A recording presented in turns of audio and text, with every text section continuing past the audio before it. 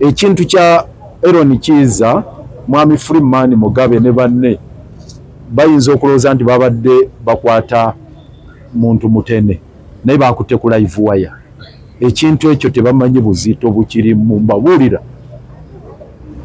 Tubatayiza wansi ne waggulu ne mu bbanga na ango yonna mugenda okuwulira ekigenda okubwatuka ku kukwata kwa mbakakasa wallahi tallahi billahi. Aaron Kiiza tagenda kumala myezi 9 mu kkomera ekyo mbakakasa. Omusumba ye n'asaba n'agamba bagawugule gagende wakufunguluma 13 era mbyagalira ddala pulezidenti wange betwasaba bajje batusabire tebakoze eki tebalabise tugenda kwekalakasa paka Aaron Kiiza tukyagattagatta efforts zaffe. Ekirungi nti abannamateeka abazirimu bangi nnyo kati. Tulina ttiimu ejjo eyatudde Makerere, erimu Profesa Kabumba, erimu Kanso Karugaba, Philip, bano bonna ba senior council ne ttiimu yonna eyatuddemu. Waliwo ttiimu endala ey'abalooya ba activists. Abamu abakedde n'okukola omulimu ogubadde wano ku kooti babayodde babakutte. Agatha n'abalala babadde nga 8 abayooleddwa wano nga bakola omulimu. Jo ekitalya wabadde balooya abawera 30 nga buli omu azze kulaba tusala magezi ki. Ate ne mukulu Semakadde ng'owa Uganda Law Society naye yataddewo ttiimu 3. Emu egendewo Winyidolo emugambe nti naye lwaki olwisizaawo apiiru mu musango gwa Kabaziguluka. Tiimu endala tugenda kugisisinkana yagituweereza esinkane tiimu eyaffe ey'abannamateeka abakiikirira Dr. Besigye ne Obedi nga tulina okuwuliziganya nayo. Then Council Martha Karua yazzeeyo Nairobi n'akwatagana n'aba International Commission of Jurists ne balooya abali international okulaba nti tukikwatako tutya nabo mu ku International Bar Association kubanga kino ekintu ekikoma wano tulina gye bayita International Bar Association. Ng'ogyeko Law Society tutwala wano e Uganda tulina East African Law Society. Wekitiibwa Martha Karua yakwataganye edda ne East African Law Society leadership okulaba bakikwatako batya ne Law Society ya Kenya ne International Bar Association. Ekintu kya Aaron Kiiza mwami Freeman Mugabe ne banne bayinza okulowooza nti babadde bakwata muntu mutene naye bakutte ku live wire. Ekintu ekyo tebamanyi buzito bukiri mu mbabuulira. Tubatayiza wansi ne waggulu ne mu bbanga na ango yonna mugenda okuwulira ekigenda okubwatuka ku kukwata kwa mbakakasa wallahi tallahi billahi. Aaron Kiiza tagenda kumala myezi 9 mu kkomera ekyo mbakakasa. Ate mbakakasa bagenda musesema ku kijja kubanga tutayiza nkubuulira International Bar Association erumba, East African Law Society erumba, wano locally East Uganda Law Society erumba, bannamateeka balala balumba, bana ba environmentalists umanyizani oli activists mu environmental law by environmentalists nabo bonna basitukidde mu civil society zonna mulinde ekigenda okubwatu. Freeman Mugabe yabadde alowooza akwata yamuntunulidde ndowooza agamba kana akalenzirenzi kati obunyomyo obwo bwabadde nabo ng'alowooza nti alina eryanyi agenda kuwulira nti emmundu si yesinga obuyinza bw'abantu agenda kukiwulira ekyo mbakakasa. So tetutudde. We are doing everything possible. We are doing everything possible to secure justice for our brother who is illegally incarcerated at Chigo. We are glad that there are so many stakeholders on board from different angles. Uganda Law Society is already in action. Teams have been set up by the president of Uganda Law Society. The engagements are already underway. There is a team that has gone to face the Chief Justice sent by the President Uganda Law Society over the appeal in the Kapasiguruka case. There is also a team that we are also engaging as the legal team representing Dr. Kiiza Besigye from Uganda Law Society, so that we harmonize our actions with the Uganda Law Society on the actions that we are going to take. We harmonize our operations. But again, there are different key players who are also coming up with different ideas and actions to be taken in that regard. So there is a team that sat at Makerere University, a very big team of lawyers led by Professor Kakumba. No, there is a team that sat at Makerere yesterday led by Professor Kabumba and Senior Counsel Philip Karugaba and others. Of course, there are measures that we agreed on, a raft of measures that are going to be undertaken. Also a team of environmentalists. We also have a team, international actors. They are international actors who have volunteered to come up with interventions. Martha Karua is leading that. The East African Law Society, the Kenya Law Society, the International Bar Association. So it's a network, a very, very big network involving very, very tough individuals and stakeholders who are already working out all the necessary measures. All we can assure Freeman Mugabe, he's going to face it rough. He touched on a live wire. He thought he was just dealing with a small person, a small boy. I'm sorry to call him a boy. The way he treated him, get him, put him in the dock, sentenced to 9 months. All I can assure you, Freeman Mugabe and his bosses, the Musevenis and whoever is behind this, Aaron Chiza is not going to spend 9 months at Chitalia. It's not going to happen. That's what we can assure you. So pressure is going to be mounted. All options are being explored within the laws, locally here and internationally, to ensure that we secure justice for him.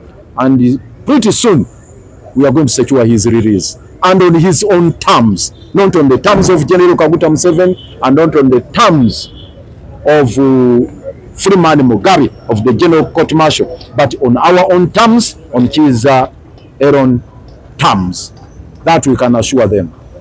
It has been ongoing for a long time. It has dragged on since 2002. Oh, no. Since 2022. You know the allegations that him and Mukaku had gone downtown to incite violence. That was 14th June of 2022. So all along we've been coming here for hearing, and the state is still presenting its case, witnesses. So the last time it came up on 5th of December, doctor had been kidnapped, taken to the General Court Martial, and the rest is well known to you. So once that information was brought to the attention of court, in its wisdom and in accordance with the law, a production warrant was issued for him to be produced by prisons authorities to continue with the case here. It comes as a surprise to us that the state attorney who is supposed to extract the production warrant, serve it on the prisons authorities, to cause the production of Dr. Kizza Besigye to attend court today.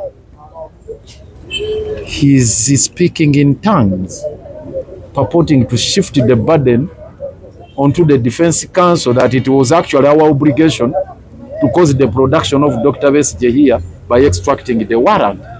Sounds ridiculous. It is preposterous because the state is not fragmented.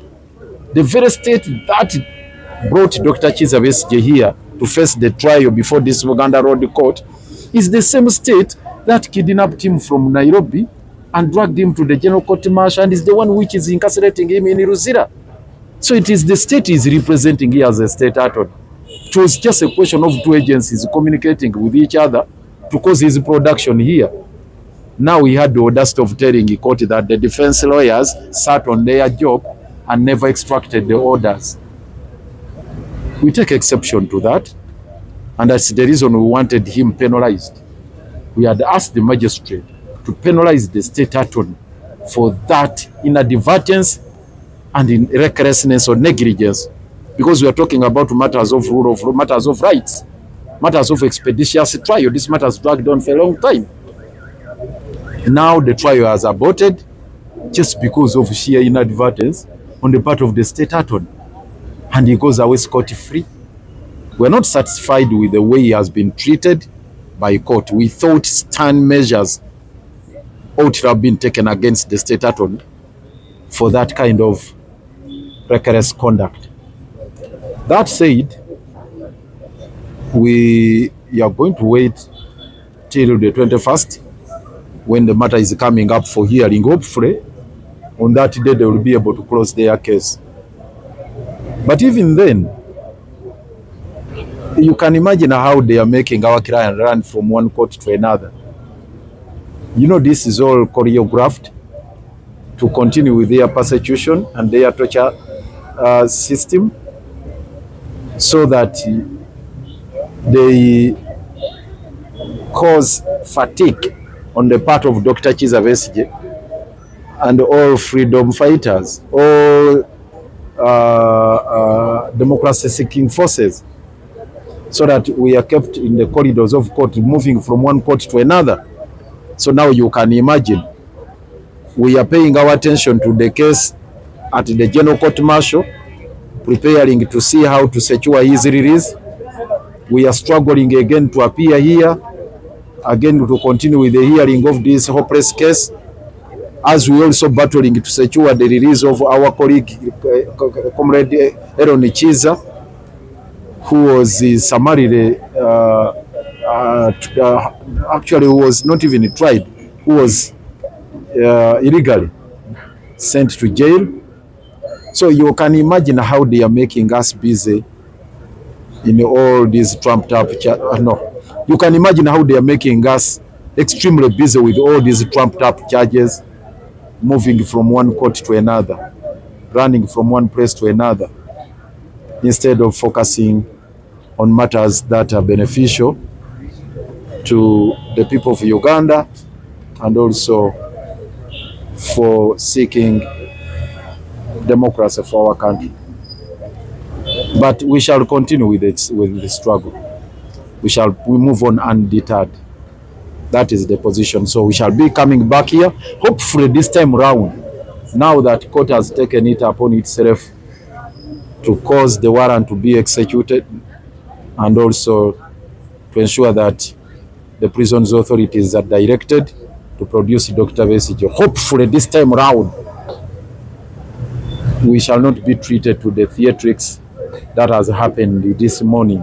That once we come back here on the 21st day, doctor will be in the dock, we conclude the case, and we go on with our normal business, instead of running around and attending to these endless court cases. Kumali banga dene okuvira ddala mwezi gwa June owa 2022 ba Dr. Besigye ne Samuka kuba bakutte wansi downtown ne babavunaana emisango gye bagamba gya incitement to violence. Tubadde tujja wano ku hearing okutuusa Dr. lwe bamukidnappinga ng'ennaku z'omwezi 16 omwezi ogw'e11 omwaka oguwedde nga bamugye Nairobi ne bamutwala mu General Court Martial ne bamuweereza Luzira. Omusango guno kooti nga yagwe adjaninga nga gukomawo nga 5 December. Kati we twajja wano nga 5 December kooti ne tugitegeeza nti Dr. Besigye eyali badde wano mu kooti ogenda mu maaso n'okuliriza omusango guno ate baamutwala mu General Court Martial ali Luzira gye baamusibira. Kooti negoberera amateeka nefulumya production warrant oba ekiragira abamakomera nti mumuleete wano. Ekiragiro ekyo nga kirina okubeera extracted mu buwandiike, prosecutor ali presenting a state ye state attorney akitwalira abeeruzira bajje bakireete wano. Nitutuuse wano ng'ayogera Ludicha gagamba Dr. Besigye ali ku bail, era ffe tubadde tusuubira mbu bonga state bwabadde basuubira mbu balooya baali balina okujja wano bafune production warrant tumunoonye yonna gy'ali. Kwekamba olaba omuntu abalaatira mu nsonga enkulu ezikwatagana ne ssemateeka ezikwatagana n'eddembe ly'obuntu kubalaata bubalaasi.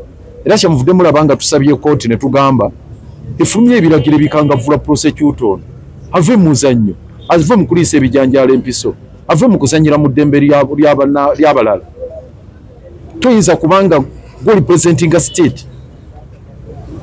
State ye prosecuting Dr. Kizza Besigye wano. State ye prosecuting Dr. Besigye mu General Court Martial Luzira. State Machinde. State ye yasiba Dr. Kizza Besigye Luzira. Kakati gwe jono jano noga nti ebyeri twe tebikwatako ngate gwo mu gwa representing a state. Kitwenyamizamu nti omulamuzi takangavudde state atono. Abadde alina omukangavula kubanga bakola nnyo ebintu mu nkola eyagadibenga lye ne balumya abalala. Bw'obeera mu nteekateeka ey'obwenkanya ya justice olina okubeera sensitive nti liberties kintu kikulu, civil liberties kintu kikulu. Kuba ye kati kavudde awo agenda kulya kya misana anywe ka caayi afunage olweggulo ka evening tea abeere n'abantu be ngeri Dr. Besigye avundira mu kkomera. So ebintu ebyo bikulu. So twagala okulaba ku mulundi guno Kasita State court yeeyamye nti yegenda okukwata ekiragiro kino bakitwale e Luzira nga 23 tukomawo wano. Tusubira Dr. Besigye alina okuba nga aleeteddwa wano. Naye n'ekirala kye tutunuulidde nti kwe kuvumirira bino ebikolwa ebyokututeeka mu mbeera ddala mukama waffe Dr. Kizza Besigye okuba nti bamujwetekako ebisango wano ne wano ne wali nga bw'ava mu kooti eya General Court Martial bwadde eno Buganda Road wamu nga bamutaddeko gasango-sango. Kati tuli mu mbeera nga tuva mu kooti eno tudda mu ndala, tuva mu kkomera lino tudda mu ddala. Bwe tuva wano Buganda Road mu kino ekisango, bwe tugenda mu General Court Martial, bwe tugenda e Luzira okulaba Dr. Besigye embeera ne Obedi bwe byalimu n'okulaba embeera yaabwe bwerimu, bwe tugenda e Kitalya okulaba muganda waffe Aaron Kizza n'embeera naye gyalimu n'okumusabira beiru n'okukola ku nteekateeka ez'okulaba nti ava mu kkomera e Kitalya tulaba nti tusala amagezi mateeka bwe basazaamu bino ebyo bamuweereza e Kitalya nga bamuweereza ebweru w'amateeka. So Mwami Yoweri Museveni ekigendererwa kyakutufuula bize mu bintu bwe bityo ebitalina makulu dda wali batujje ku mulamwa omutuufu ogw'okulwanirira eggwanga lyaffe lino okulinunula n'okulitebenkeza. So bino tebigenda kutuwugula kutujja ku mulamwa, tugenda kusigala nga tuli bamalirivu okulaba ng'ensonga ezo tuziggusa. Omusumba ye n'asaba n'agamba bagawugule gagende wafunguluma 13 era mbyagalira ddala pulezidenti wange be twasaba bajje batusabire tebakoze eki tebalabise tugenda kwekalakasa paka bulira